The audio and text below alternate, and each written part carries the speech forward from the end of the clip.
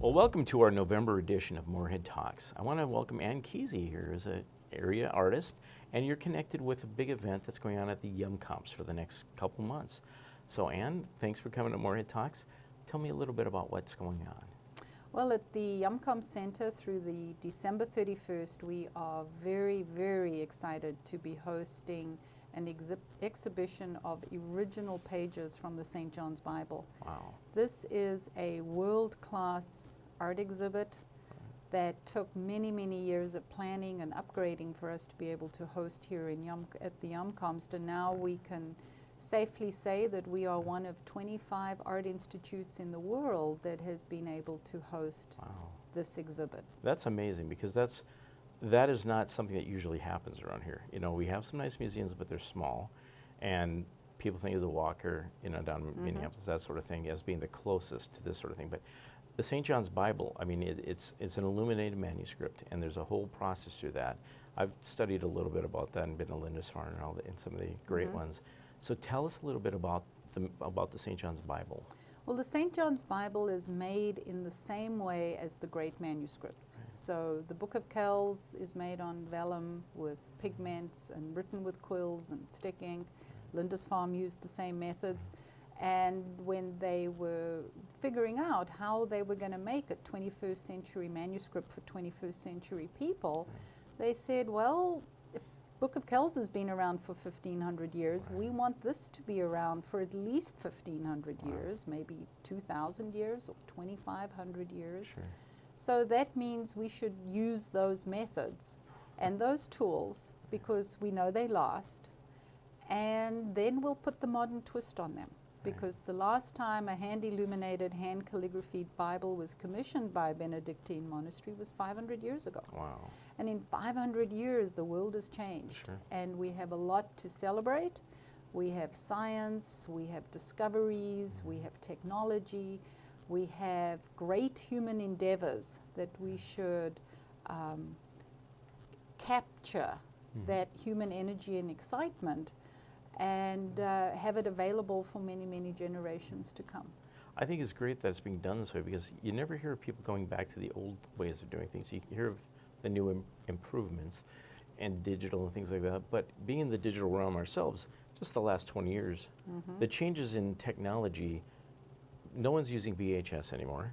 They're not using floppy drives. Right. It's changing so rapidly, and you have to keep constantly upgrading and copying things over and over, whereas a book, like you said, lasts centuries, even millennia, and it's very interesting to preserve it that way. Do you think that might continue in some other aspects? I mean, obviously this is a very special project. It's a very special project, but it started a lot of conversations. Sure. It really inspired the imagination of people on a global scale to say, hey, in the 21st century, we can make things that are outstandingly beautiful, that have layers of depth and meaning, that are rich and gilded and extremely detailed. And it doesn't have to be make it as cheap as possible, as fast as possible, and let's use concrete. Right. So the St. John's Bible has really reignited conversations amongst artists, amongst calligraphers, amongst bookbinders, saying, hey, here is an opportunity that we can play to. That we can say there is still demand in the 21st century for those projects that are made by hand. Well, and keeping those arts alive, too. I mean, that's got to be an uphill battle at this point in time. And usually you only see this kind of thing for the public would be like at a Renaissance festival or something, that you might see some of those skills in use. So how is it done? How is it accomplished? Is it artists? I mean, obviously back in the old days, it was monks doing it, literally. So who is contributing to this, and how is this accomplished? So St. John's Abbey, group of monks down at St. Cloud, commissioned the Bible from the Queen's calligrapher in England by the name of Donald Jackson. And Donald Jackson and his wife Mabel were the artistic directors of the project, and they put together a global team of artists, calligraphers, and artisans that could offer their skills and their expertise to the project in a collaborative and global way. They worked with a team of people back at St. John's who were the theologians, the scholars, the historians, the women's right experts, and this committee of illumination and text, they would provide to the artists the background information and exegesis on what they were going to turn into art, so that the artists had experts to rely on, and the experts knew the artists were fully informed. Okay. And this lovely collaboration meant that everybody played to their strengths. Nobody got onto anybody else's turf, and people could do what they were best at. And so you could really celebrate modern creativity and human effort. So on a page, you'd have artists doing the illustration, and I would assume the monks and some of the other experts would provide the text, and then someone else would do the calligraphy? Yeah, and on any one page it was probably touched by 4, 6, or 8 people. The calligraphers, the scribes would do the bulk text, and then somebody else would do the decorated capitals. Maybe one person or 2 people or 3 people would work on the artwork, on the illuminations. Somebody else might do some Arabic text or Hebrew text. Somebody else might be doing the teeny, tiny footnotes that were done with a very, very fine quill. They had to actually write those by hand. All of it was written by hand. 1,127 pages of loving handwritten text. That's fantastic. So, well, let's give everybody the information. How can they see it, and in general, and then talk a little bit about the display and what we have here in Moorhead right now. The exhibit is open 7 days a week, from 9 to 5, Monday through Saturday, and then Sundays 12 to 5. Tuesday nights we're open until 8 o'clock. The gallery will be closed on Thanksgiving Day and Christmas Eve and Christmas Day, but the rest of the time we are open. The gallery has docents, so we have experts on the St. John's Bible available to answer any questions, give you a tour, or you can do a self-guided exploration of the exhibit. We have some interactive parts of the exhibit where you too can be a calligrapher or try your hand at some of the art.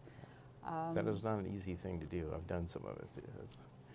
Obviously, you've done quite a bit of it. Yeah, it's been interesting watching people try their hand at calligraphy and going, wow, most of those tools we're not familiar with. And people get very excited to see this is a manual thing. This was not printed on a computer, and if I can see it on the vellum, maybe I can replicate it.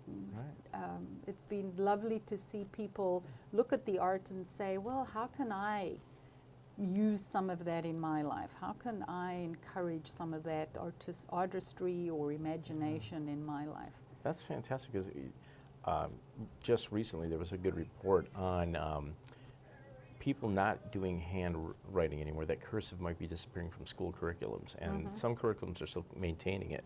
But the issue being, of course, that they're not seeing the need for it anymore because everyone's texting and things. Whereas I maintain, the minute your battery dies and if you're somewhere else, if you don't know how to write something out, you should have some basic human skills. So it's nice to see that people are getting engrossed by this. Do you have school groups coming through? I mean, this would be a perfect opportunity for field trips for art classes and things that come by. We've had field trips of school kids coming in as far as Wahpeton, Devil's Lake, Jamestown, Park Rapids. A lot of children have come through, a lot of young adults have come through. So we are booking tours. If you have a group of people and you want to schedule a time to be in the gallery, contact the Umkomst and we will get you on the calendar. A lot of people are booking times for their community projects or their service clubs, their churches, their book clubs, and we're facilitating them coming into the gallery to help people find new and different ways to experience the art, to experience it collaboratively versus on a personal level. The most common comment we hear from the exhibit is, I'm coming back. Cool. That's great. The second most common comment is, I'm coming back and I'm bringing Bring someone else. someone else. This exhibit has really shown the community that there is lots of room for more art, more music, more experiences. We have spent a fair amount of time developing community partnerships. So the exhibit is one of 62 events that are connected to the St. John's Bible exhibit. So FM Symphony concert is themed on it. The FMA's concert will be themed on it. We have food events. We have wine events. Nice. I'm teaching calligraphy. We have other art exhibits around town of calligraphy or icons. Some of the local churches are celebrating some of the fine art that they have in their buildings and allowing people to come in and do tours. So we have a wide selection of activities and opportunities for the entire FM area to get involved in this exhibit. Well, and to find out more, obviously, go to the UMCOM's website. They would have a list of that in connection with, I'm guessing, the Arts Partnership and some of the others. With that in mind, I mean, how did you become involved in it? Obviously, you're a local artist, and they got in touch with you, but how did this all happen? I first heard about the project in 1998. Wow. When they had just announced it, and through some connection, somehow, I got an invitation to one of the first public meetings on the Bible. Right. And I went along and I was hooked. As someone who enjoys things that are 1,000 years old, as someone who likes the heritage arts, who likes art activities that are dying out, this I saw as the opportunity to start putting the brakes on some of that decimation of the heritage arts. Sure. So I started following the project and spent time at St. John's. We've had 2 previous exhibits at the UMCOMS on prints from the St. John's Bible and then the reproduction books of the St. John's Bible. So 3 years ago, we looked at each other and went, now's the opportunity to get the original pages and be one of those elite art institutes in the world hosting an enormous exhibit. And we've worked on it and planned on it. I had a very, very devoted and dedicated and active committee. And with the UMCOM staff, we opened on October 1st, and we haven't looked back. That's fantastic. And like you said, it took years to get this here. And it's a huge accomplishment. I mean, this is a big deal. If people don't understand how big a deal it is, it's a very big deal. Like you said, one of 25 displaying this. Well, congratulations, first of all, on that. Thank you. What about you yourself? Because for those who may not know you, tell us a little bit about yourself and your background. Born and raised, 6th generation African. Moved to the United States 20 years, 2 months and 7 days ago. And have been doing calligraphy since I was 12 years old. Nice. And have always indulged myself in heritage arts. And I teach calligraphy, I take commissions, I teach watercolor. I'm very active in the nonprofit world around here. I like to think of myself as somebody who tries to find creative ways for people to express their art. Sure. So I've done different projects and different endeavors to create opportunities for people to inspire their imaginations. The St. John's Bible for me is just one of those capstone experiences where I could take my strong IT background as well as my art background, put them together and then manage a project and bring it to fruition here, and then sit back and see the absolute delight and joy in people. Well, it's got to be a great, like you said, not a capstone, but certainly a great highlight in your career so far. Now, some of the other projects you I happen to notice people should go to your website and check it out. We're all local geek fans, and you have a Doctor Who section of your website. Tell us about that. How did that come about? Well, my son is a Doctor Who nut. Right. And 2 years ago, I was looking for a new theme, a new project, and it was a miserable winter. And Arthur said to me, we should be watching Doctor Who, and I got hooked. Oh, yeah. It's easy to And do. then I started really listening to what the doctors were saying. and started developing some calligraphy themed around Doctor Who. My first exhibit was called The Tower of Doctor Who, because I really felt this was some of his messaging could be a faith, it was spiritual, it was meaningful, and there are life lessons tucked into every single Doctor Who episode. And that there's, you know, he may be a crazy man with a blue box, or now a crazy woman with a blue box. That's right. But that there's layers of meaning and layers of thinking and science and technology and history, and that checked all of my boxes. So to me, Doctor Who is this real energy, think outside the box, think about the world a little differently, and every now and again it's a good thing to take a dig at yourself too. Yeah. So I enjoy my Doctor Who. The first two collections have sold very, very well, and I have a third one coming out in January. Great. Well, people, again, should check your website out, because they're very, very neat. I like them quite a bit. I'm sure we'll showing a few shots of them here and there. So, good. What else are you working on? What's coming up? What's coming up for you? I mean, this has been a huge undertaking, and now you're kind of managing it as it's here in Fargo Moorhead. So what comes next? The next big event for us is going to be the FM Symphony concert called Illuminating the Soul, that takes place September 18th and 19th, where we are showcasing some of the heritage editions of the St. John's Bible, the art of the St. John's Bible, in conjunction with the music. So we have a large team of volunteers who are going to be living up at NDSU for 2 days. Oh, wow. The next big project after that will be the FM Area Youth Symphony concert. And we're looking forward to that in December. The exhibition closes December 31st. They come on up the first week of January to load all the art back into very specialized art courier. And then I think I'm just going to sit down and stare at a wall for a good day.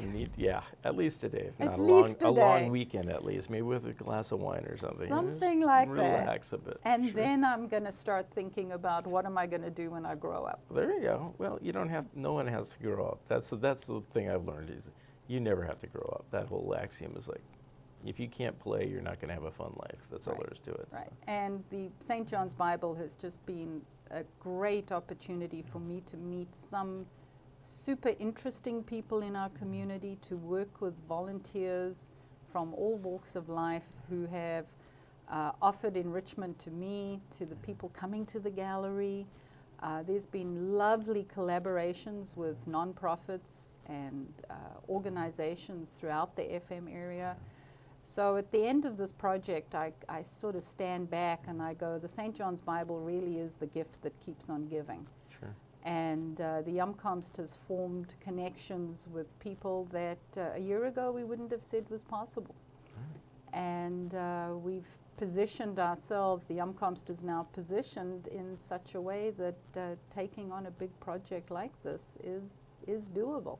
Well, that's great news for this area. You know, for those, the arts are very strong in this community anyway, but being able to expand that even more. I remember the big hullabaloo there was when they had a small Picasso exhibit years ago. Okay. And they brought in, and it was a Picasso sketch. Still Picasso.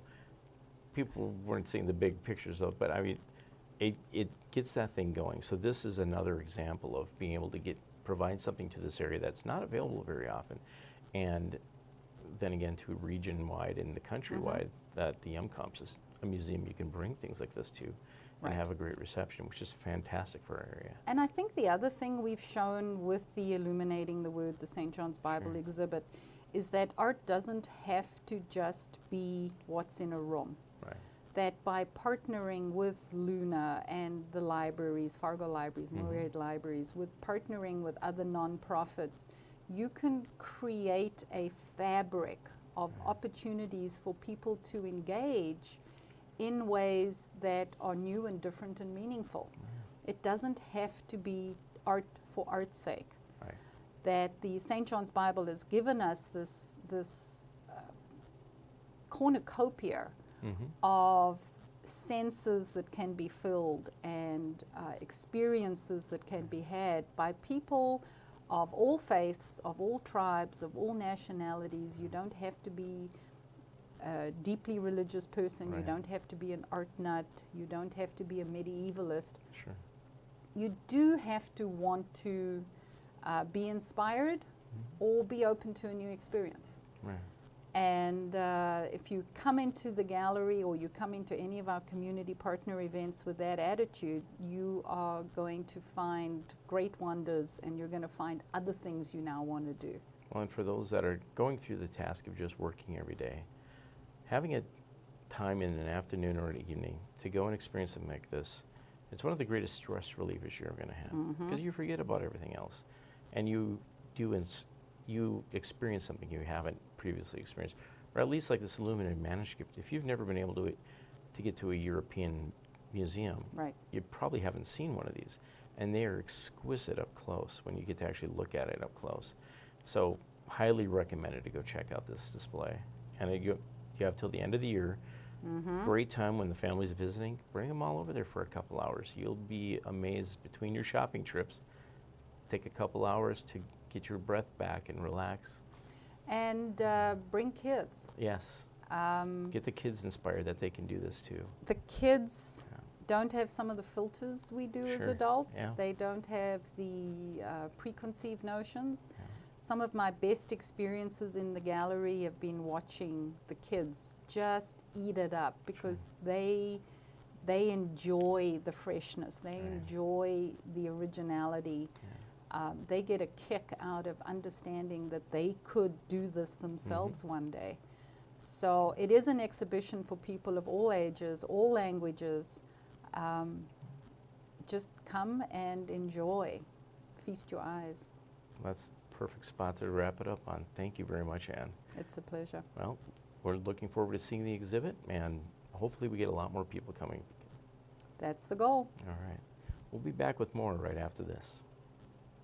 The Red River rises and floods often in the spring and sometimes even summer, but Moorhead has addressed community flood risk and now has great flood protection. Moorhead's made the investments over the last 4 years so that never happens again. The flood can be managed and not be an issue for the residents that live here. Moorhead invested in flood protection, so now Moorhead is out of the sandbagging business. Only a few areas, and soon to be less than 30 properties in Moorhead, require flood insurance. Levees and flood structures that protect Moorhead neighborhoods are soon to be FEMA certified, exempting those properties from required flood insurance. Keep that flood insurance money in your pocket. New homes built in Moorhead subdivisions do not require flood insurance for federally insured mortgages. So if a person did not have to have flood insurance on their home, instead of buying a $200,000 home, they can buy nearly a $250,000 home and not have their payment increase. Well, Moorhead's got a lot of very nice developments. It is really a neat community to live in. Welcome back to Moorhead Talks. I recently was able to visit with the Moorhead High School Theater Department, the much awarded high school theater department, and they have a new production, that of Aria.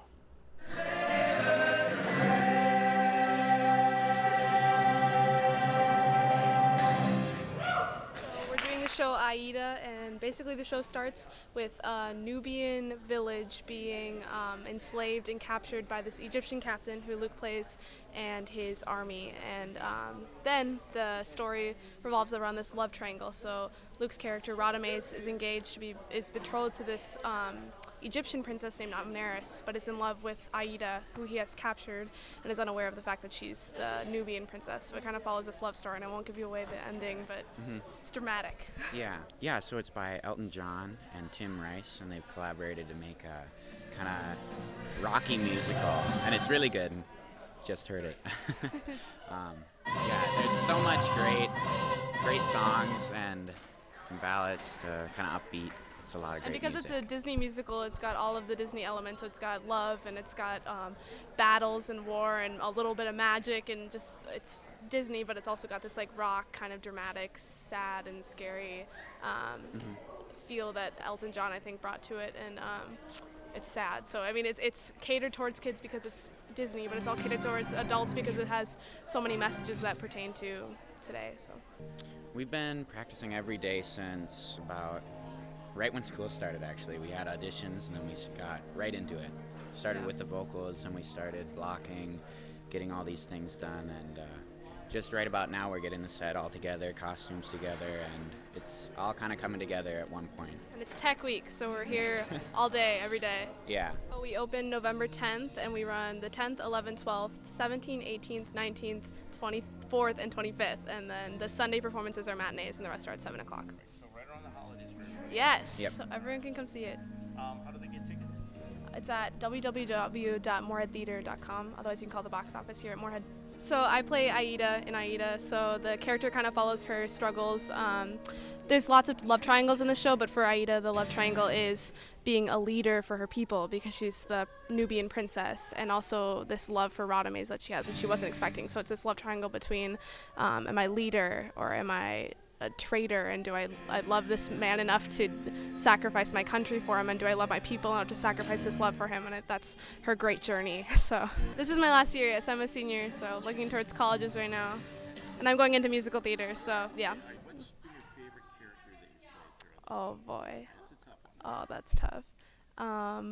I was an ape in Tarzan. I was Turk's girl technically, but I think that was the most fun just because getting to shed my humanity kind of and take on a different role. That was really fun. Yeah, so probably Tarzan. Mm-hmm. So I'll be playing Radames, who's the captain of the guard, and he's a very arrogant and powerful Egyptian leader, and he's buddy-buddy with Pharaoh, and he kind of has this change from not exactly an evil character, but somebody who doesn't care about the Nubians, doesn't care about these slaves, and he has this kind of tug between love for country and love for Aida, and that becomes the main conflict of the story and something that he really, really struggles with. Yeah, I've been in all 4 musicals here that I've been able to do, and I've kind of stuck in the ensemble and had a few featured roles, but yeah, this is my lead role, biggest part. But yeah, it's more of a hobby for me, but I really do love musical theater. Yeah. Are you looking at some post-school stuff? Are you going to look at doing some theater outside when we're in college, that sort of thing? Yeah, I'd like to do that in college. I've gotten to do a few summer shows and stuff like that, and it's not not something I'll do as a career, but something I'll definitely love to do, like community theater and stuff like that. Sounds great. And what has been your favorite character you've done so far? Well, in Chicago, the musical I got to be a reporter, and it was a very ensemble-driven show, so there's lots of dancing, singing, and just very intense. So it was probably my favorite show to do.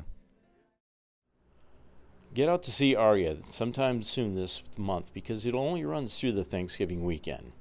Coming up next, we have a little bit of information on a new event. MCAM is Moorhead Community Access Media. MCAM broadcasts the governmental and public access channels for Moorhead and also features full video and media production for you. Individuals and businesses can take advantage of low-cost media production and help support MCAM's public outreach. Featuring classic TV shows and movies and local programs, instructional and religious shows, music, and public announcements. MCAM has something for everyone. Access your community with Moorhead Community Access Media. MCAM. The Extra newspaper is the legal paper of record for Moorhead and legal newspaper for the state of Minnesota, also covering Clay County and Moorhead school legal notices. But the Extra is also the Moorhead community newspaper. Retired Judge Tom Davies is a featured columnist, along with columns by Nancy Edmonds Hansen and much more. The Extra is a free weekly publication available in the region. Pick your copy up each Thursday for local news, columnists, and events. Visit us online at thefmextra.com or find us on Facebook as The Extra Newspaper. Welcome back to Moorhead Talks. We have a new event coming to the Moorhead Center Mall, something we wanted to tell everybody about because we're involved with part of it. It's called Professor J. Eustace McGonagall's Toys, Collectibles, and Curiosities Exposition. It is a vendor event, so it's a little different than other vendor events you're used to. It's arts and crafts, and toys, and collectibles, and curiosities. That's the whole thing. A lot of different things are going to be at this event. But there's also other aspects to this event to make it a fun thing. There'll be kid events going on.